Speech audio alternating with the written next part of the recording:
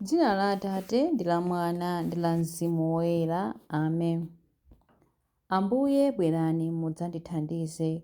Ulemu ukhale kwa Atate ndi kwa Mwana ndi kwa Mzimu Woyera, monga panali poyamba, tsopano ndi masiku onse, ndi pa nthawi zosatha. Amen. Wamphamvu zonse wadzala mbewu yake m'dziko lapansi. Anayisamalira bwino mbewuyo ndipo akudikira kuti ibadwenso. Ambuye, ulemerero wanu mwa Khristu tawuona, wodzaza ndi ubwino, wodzaza ndi chaulere. Mwa Khristu tiyeni tikhale mwatsopano, ndipo tidzadzeni ndi chikondi chake, ndipo tonsefe tidzaona zipatso za kupambana kwanu. Wamphamvu zonse, mbewu yonse mukonzekera phwando. Wamphamvu zonse wapera mbewu yonse kukonzekera phwando. Wapanga ufa kuchokera ku mbewu ndipo akudikira chotupitsa. Ambuye, ulemerero wanu mwa Khristu tawuona, wodzaza ndi ubwino, wodzaza ndi chaulere. Mwa Khristu tiyeni tikhale mwatsopano, ndipo tidzadzeni ndi chikondi chake, ndipo tonsefe tidzaona zipatso za kupambana kwanu. Wamphamvu zonse wapereka thupi lake chifukwa cha ife. Watinyemera mkate ndipo akudikirira ngati mwana wankhosa. Ambuye, ulemerero wanu mwa Khristu tawuona, wodzaza ndi ubwino, wodzaza ndi chaulere. Mwa Khristu tiyeni tikhale mwatsopano, ndipo tidzadzeni ndi chikondi chake, ndipo tonsefe tidzaona zipatso za kupambana kwanu. Wamphamvu zonse anapatsidwa sangamutu yaminga. Inamubaya mpaka kutaya magazi. Akudikira kodi itirira? Ambuye, ulemerero wanu mwa Khristu tawuona, wodzaza ndi ubwino, wodzaza ndi chaulere. Mwa Khristu tiyeni tikhale mwatsopano, ndipo tidzadzeni ndi chikondi chake, ndipo tonsefe tidzaona zipatso za kupambana kwanu. Wamphamvu zonse anazunzika, chakwaipa adaphwanya. Anamwalira pochepetsa ululu wathu, ndipo akuyembekezera chisangalalo chathu. Ambuye, ulemerero wanu mwa Khristu tawuona, wodzaza ndi ubwino, wodzaza ndi chaulere.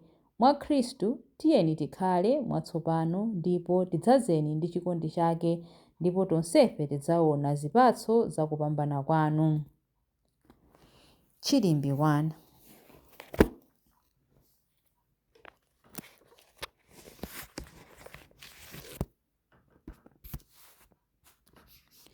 Yesu Khristu adakwapulidwa ndi kunyozedwa, koma dzanja lamanja la Mulungu lidamukweza. Chauta adawuza mbuye wanga kuti, khala ku dzanja langa lamanja mpaka nditasandutsa adani ako kukhala ngati chopondapo mapazi ako. Chauta adzakuza ufumu wako wamphamvu kuchokera ku Ziyoni. Khala mfumu yolamulira adani ako. Anthu ako adzazipereka mwaufulu pa tsiku limene udzaonetse mphamvu zako pa phiri loyera. Anyamata ako adzabwera kwa iwe mu unyinji wawo, monga mmene mame amabwerera mmawa.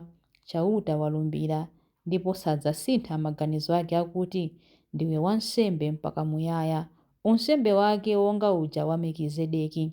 Ambuye ali pambali pako, adzaphwanya mafumu pa tsiku la mkwiyo wawo. Adzamwa mu mtsinje wa mnjira, ndipo adzaweramutsa mutu monyadira. Ulemu ukhale kwa Atate ndi kwa Mwana ndi kwa Mzimu Woyera, monga panali poyamba, tsopano ndi masiku onse, ndi pa nthawi zosatha. Amen. Yesu Khristu adakwapulidwa ndi kunyozedwa, koma dzanja lamanja la Mulungu lidamukweza. Chilimbi 2. Magazi a Yesu Khristu amatiyeretsa kuti titumikire Mulungu wamoyo. Kwa ife ayi chauta, kwa ife ayi, koma kwa dzina lanu lokha ndiye kukhale ulemerero. Chifukwa ndinu Mulungu wachikondi chosasinthika ndi wokhulupirika.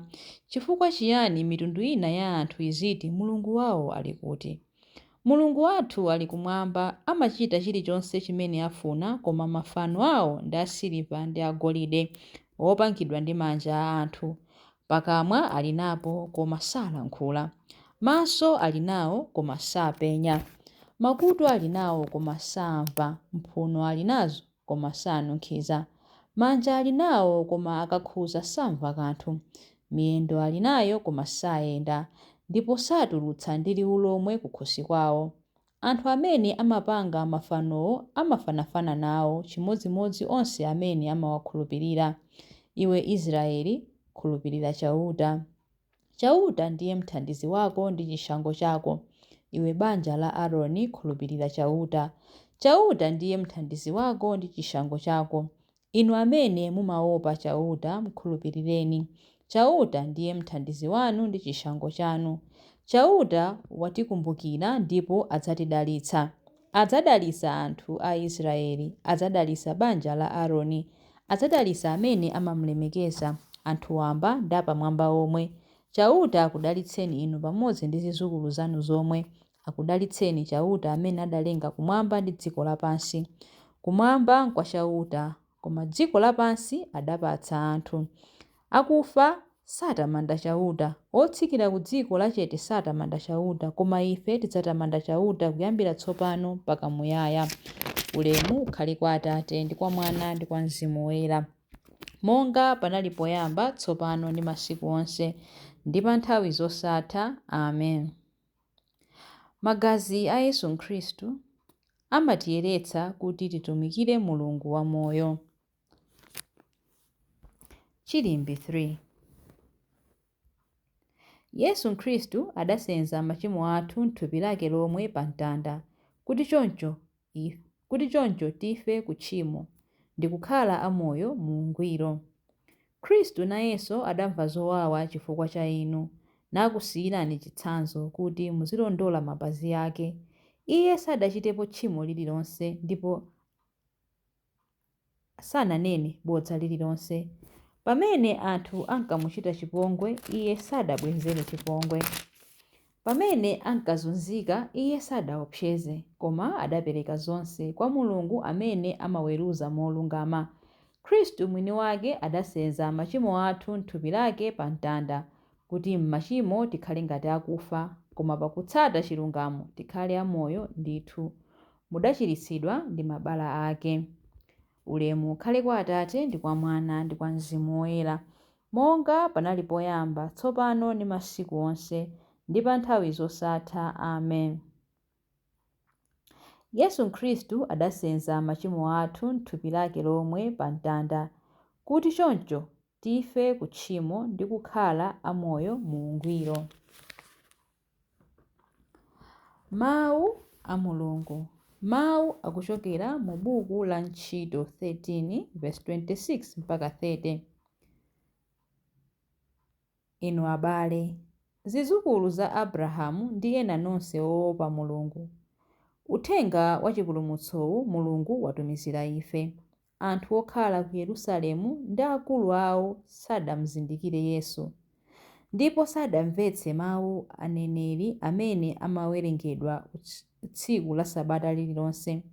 Komabe pakumuzenga mlandu Yesuyo kuti aphedwe, adachitadi zimene aneneri adaneneratu. Ngakhale sadapeze konse chifukwa chomuphera, komabe adapempha Pilato kuti Yesuyo aphedwe. Ndipo atachita zonse zimene zidalembedwa za iye, adamutsitsapo pa mtanda paja namuyika m'manda, koma Mulungu adamuukitsa kwa akufa.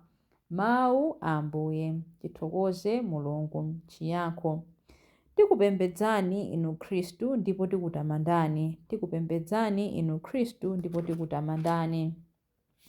Chifukwa kudzera pa mtanda wanu mudawombola dziko lonse, tikutamandani.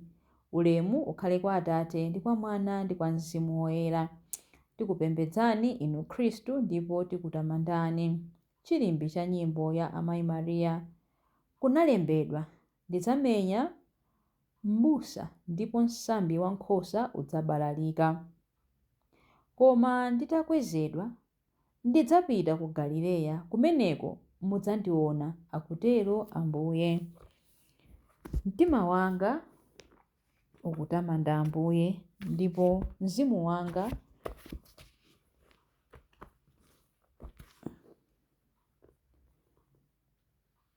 ukukondwera mwa Mulungu mpulumutsi wanga, popeza kuti wayang'ana kutsika kwa mtumiki wake. Ndithu kuyambira tsopano anthu a mibado yonse adzanditcha wodala. Iye amene ali wamphamvu wandichitira zazikulu, ndipo dzina lake ndi loyera. Amawachitira chifundo anthu a mibado ndi mibado amene amamulemekeza. Wachita zamphamvu ndi dzanja lake. Wabalalisa anthu a mtima wonyada. Mafumu amphamvu wawatsitsa pa mipando yawo yachifumu. Anthu wamba nkuwakweza. Anthu anjala wawakhutitsa ndi zabwino. Anthu olemera nkuwabweza osawapatsa kanthu. Wadzathandiza anthu ake a Israeli pokumbukira chifundo chake. Izi ndi zomwe adalonjeza kuti adzawachitira makolo athu akale aja, Abrahamu ndi zidzukulu zake mpaka muyaya. Ulemu ukhale kwa Atate ndi kwa Mwana ndi kwa Mzimu Woyera, monga panali poyamba, tsopano ndi masiku onse, ndi pa nthawi zosatha. Amen. Ndikukuwuzani, kunalembedwa, ndidzamenya m'busa ndipo msambi wankhosa udzabalalika. Koma nditakwezedwa ndidzapita ku Galileya, kumeneko mudzandiona, akutero Ambuye. Mapemphero. Mpulumutsi wa dziko lapansi, pakufa mudagonjetsa imfa, ndipo pakuuka mudabwezeretsa moyo. Modzichepetsa tiyeni timpemphe. Dalitsani anthu anu owomboledwa ndi magazi anu. Momboli wa dziko lonse, tipatseni gawo lalikulu la masautso anu kudzera mkulapa kotheratu, kuti pakutero tithe kugawana ulemerero wa kuuka kwanu. Dalitsani anthu anu owomboledwa ndi magazi anu. Amayi anu wotonthoza onse ovutika athe kutiteteza. Tithe kutonthoza ena pamene inu mukutonthoza ife. Dalitsani anthu anu owomboledwa ndi magazi anu. Yang'anani ndi chikondi amene akuvutika chifukwa cha kusamvana kwathu. Bwerani kwa iwo ndi thandizo, ndipo tembenuzani mitima yathu yosasamala kuti izigwira ntchito zachilungamo komanso zachifundo. Dalitsani anthu anu owomboledwa ndi magazi anu. Munadzichepetsa kotheratu pokhala womvera mpaka imfa, imfa yapamtanda. Apatseni onse amene amakutumikirani mphatso zakumvera ndiponso moyo wakudekha. Dalitsani anthu anu owomboledwa ndi magazi anu. Sandutsani matupi a anthu akufa kuti akhale monga thupi lanu mu ulemerero, ndipo pamapeto pake tibweretseni ku chimvano chawo. Dalitsani anthu anu owomboledwa ndi magazi anu. Dalitsani anthu anu owomboledwa ndi magazi anu pamene tikupemphera kuti: Atate athu muli kumwamba, dzina lanu liyeretsedwe, ufumu wanu udze, kufuna kwanu kuchitidwe monga kumwamba choncho pansi pano. Mutipatse ife lero chakudya chathu cha lero. Mutikhululukire ife zochimwa zathu, monga ifenso takhululukira adani athu.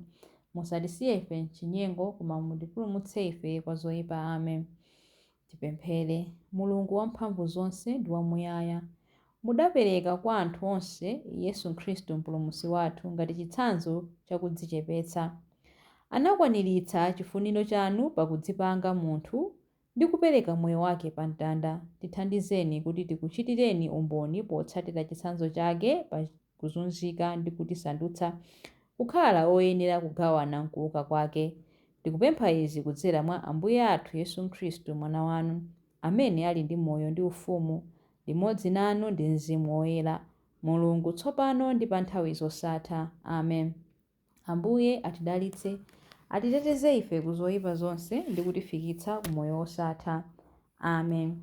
Dzina la Atate ndi la Mwana ndi la Mzimu Woyera. Amen.